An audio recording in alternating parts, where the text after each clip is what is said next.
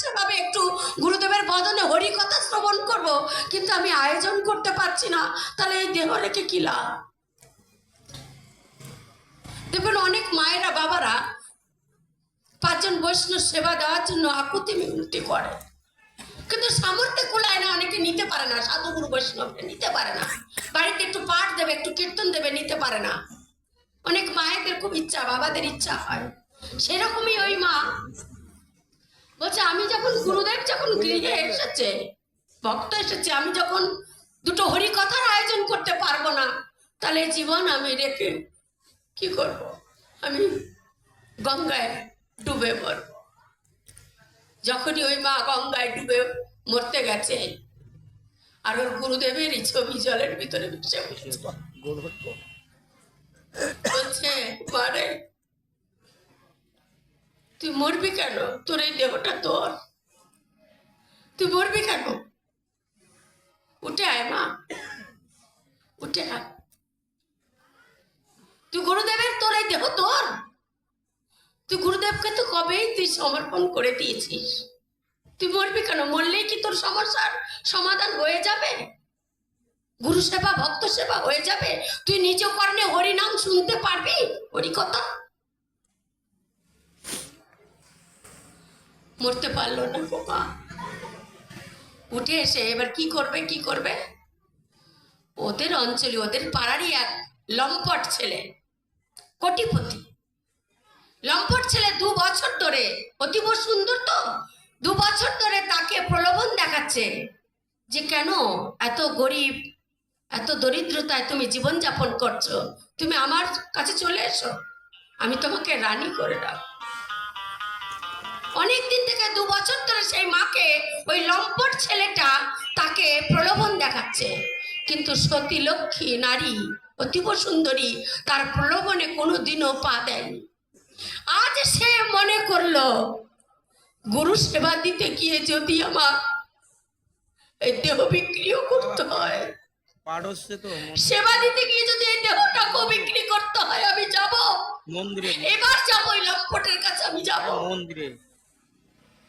লম্পটের দরজায় গিয়ে যখন কড়া নেড়েছে, লম্পট ওই যুবক দরজা বা খুলে দেখে, এ তো মেঘ না চাইতে জল, যাকে আমি 2 বছর ধরে কত প্রলোভন দেখানোর চেষ্টা করেছি যে রানী করে রাখবো, তুমি আমার কাছে আসো, অন্তত একটা দিনের জন্য আসো, কোনোদিন আসেনি, আজ ওই মা আমার দরজায় কেন? গিয়ে চরণে লুটিয়ে পড়েছে, বলছে, আমি তোমার কাছে আমি দেহ বিক্রি করতে এসেছি। বলছে, কেন? আমার গৃহে গুরুদেব এসেছে, বৈষ্ণব এসেছে, ভক্তরা এসেছে, আমি একটু হরি সেবা, একটু বৈষ্ণব সেবা দিতে চাই, আমাকে কিছু দ্রব্য দাও, তার বিনিময়ে তুমি আমার দেহটাকে কিনে নাও। ওই যুবক মনে মনে ভাবলো, যাকে এতদিনও পারিনি, তাহলে আজকে সে কত বড় বৈষ্ণব হলে, কত বড় ঋষি হলে, তার সেবার জন্য সে আমার কাছে বিক্রি হতে এসেছে, তাহলে ধন্যবাদ দেওয়া উচিত তাদেরকে। কি বলবো মা? বলছে, না, তুমি শুধু 5 জন না, 50 জন না, তুমি 200-500 দ্রব্য তুমি নিয়ে যাও, পাচার নিয়ে যাও, নিয়ে গিয়ে তুমি সেবা দাও। তবে মা সুন্দরী দেবী, তুমি কিন্তু বাক্য রাখতে হবে, তুমি আমার কাছে আছে নিশ্চিতে, তোমার আমার কাছে আসতে হবে। বলছে, এই নারীর বাক্য কোনোদিন লঙ্ঘন হবে না, দাও। ওই লম্পট যুবকের দ্রব্য নিয়ে গুরু সেবা হলো, বৈষ্ণব সেবা হলো, অনেক কথা কীর্তন হলো, অবশেষে সন্ধ্যা যে এসেছে, গুরুদেব গৃহেই আছে, তার পতিদেব ঘরে গিয়ে তার স্বামীর চরণে গিয়ে লুটিয়ে পড়েছেন। বলছে, পতিদেব তুমি আমাকে ক্ষমা করো। বলছে, কেন? বলছে, আমি তোমাকে না জানি আমি একটা মস্ত বড় অপরাধ করেছি।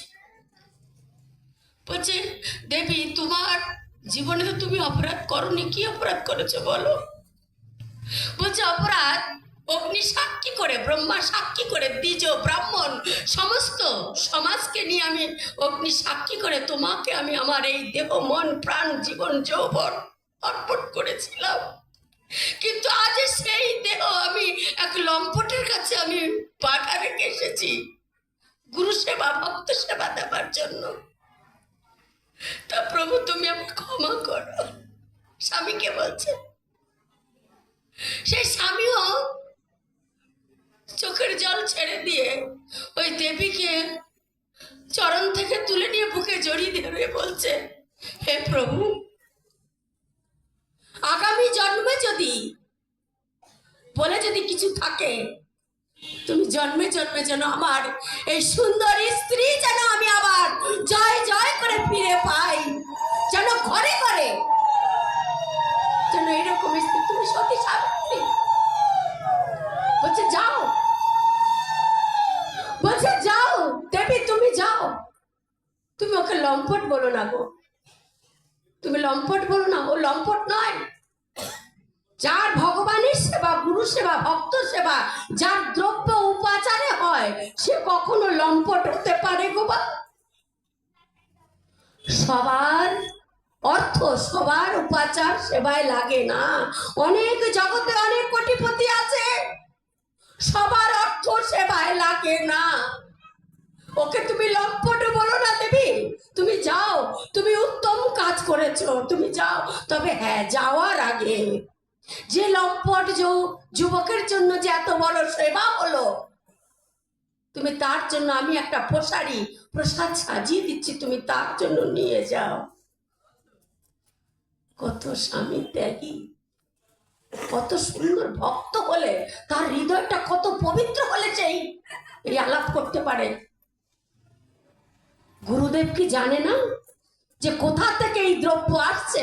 আর ভগবানের সেবা, গুরু সেবায় গুরুদেব অন্তর্যামী, সে সব জানে। গুরুদেব যখন তার দ্রব্য যখন ভগবানের চরণে নিবেদন হয়, নম ব্রাহ্মণ্য গো ব্রাহ্মণ্য হিতায় চ জগদ্ধিতায় কৃষ্ণায় গোবিন্দায় নম নম বলে যখনই নিবেদন করেছে, তখনই গুরুদেব বলে দিয়েছেন, প্রভু, যে লম্পট যুবকের দ্রব্য আজকে সেবায় লাগলো, তুমি তার চিত্তটা শুদ্ধ করে দাও। সাথে সাথে ওই যুবকের ভিতরে যত কামনা বাসনা সব দূরীভূত হয়ে গেছে। দেখো, ভক্ত সেবার, বৈষ্ণব সেবার, সাধু সেবার কত বড় মহিমা, কত বড় মহিমা। গুরুদেব পোশারি সাজিয়ে দিয়েছে নিজ হাতে, স্বামী তাকে আলতা পরিয়ে দিয়ে, লাল খোলের শাড়ি পরিয়ে দিয়ে, সুন্দর করে সাজিয়ে দিয়ে তাকে মাথায় ওই লম্পটের বাড়িতে পোশারি সাজিয়ে, যাও আজকে রাত্রে যাও। গিয়ে যখন দরজাটি খুললেন, একটা টিমটিমে প্রদীপ জ্বালিয়ে ওই যুবক বসেই ছিল, কখন ওই সতী সাবিত্রী আসবে। আসার সাথে সাথেই ওই যুবকটি ওই দেবীর চরণে লুটিয়ে পড়ল, আর দুই নয়ন জল ছেড়ে দিয়ে বলছে, দেবী, তোমাকে কি মা বলার সুযোগ পাবো? তার চিত্ত শুদ্ধ হয়ে গেছে তো গুরুদেবের অপার কৃপাতে, করুণায়, প্রসাদে তার দেহ চিত্ত শুদ্ধ হয়ে গেছে। বলছে, অপরাধ ক্ষমা করে দাও আমাকে, তবে হ্যাঁ, আমি তোমাকে মা ডাকতে পারবো তো? দেবী তাকে বসিয়ে সন্তান জ্ঞানে তার ওই মহাপ্রসাদ তাকে সেবা করালো। আর আকণ্ঠপুরিয়া ওই জগৎ থেকে তার ওই ভক্তর যত দ্রুণীভূত কামনা বাসনা জয় জয় করে চলে গেছে। একে বলে সাধু, একে বলে সাধু সেবা, ভক্ত সেবার মহিমা।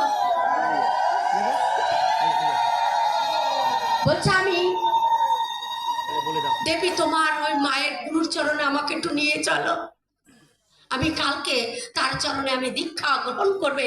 সে অতীব মহৎ সাধুতে পরিণত হয়েছে। কি না হয় মা, সাধুর সঙ্গে কি না হয়। গঙ্গার জল বাবা, কখনো খানার জল, ডোবার জল, পচার জল, কারখানার জল,